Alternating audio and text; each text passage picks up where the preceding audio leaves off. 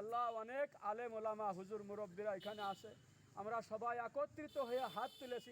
মাগুরার মোহাম্মদপুর উপজেলায় বিএনপির অঙ্গ ও সহযোগী সংগঠনের উদ্যোগে সাবেক প্রধানমন্ত্রী বেগম খালেদা জিয়ার রোগ মুক্তি ও সুস্থতা কামনায় দোয়া ও ইফতার মাহফিল অনুষ্ঠিত হয়েছে। মাগুরার ভ্রাম্যমাণ প্রতিনিধি বিশ্বজিৎ সিংহ রায়ের প্রতিবেদনে থাকছে বিস্তারিত।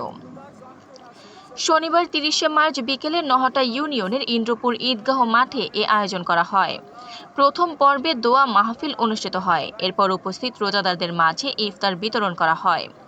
অনুষ্ঠানে উপস্থিত ছিলেন নহটা ইউনিয়ন বিএনপির সাবেক সাংগঠনিক সম্পাদক শহীদুল হাসান জিসান, ইউনিয়ন যুবদলের সাবেক সভাপতি আবুল হাসনাত পান্নু, সাবেক সাধারণ সম্পাদক রুহুল আমিন, যুগ্ম আহ্বায়ক মোহাম্মদ মাসুদ মোল্লা, সাংগঠনিক সম্পাদক কিবির সর্দার, জেলা ছাত্রদলের সাবেক সহসাধারণ সম্পাদক এস.এম. বনি আমিন, ইউনিয়ন স্বেচ্ছাসেবক দলের সাবেক যুগ্ম আহ্বায়ক মোহাম্মদ ইমন মোল্লা ও মোহাম্মদ আব্দুল ওয়াহাব বিশ্বাস, নহটা ইউনিয়ন কৃষক দলের যুগ্ম আহ্বায়ক মোহাম্মদ দিলওয়ার জামাতদার এবং সাবেক ওয়ার্ড স্বেচ্ছাসেবক দলনেতা রানা মোল্লা সহ অন্যান্য নেতাকর্মীরা।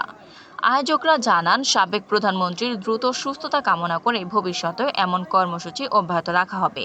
আফরিন মোমো, দৈনিক খোলা চোখ। আপনার স্বপ্নের যাত্রা হোক ফ্লাই ইনফিনিটির সাথে।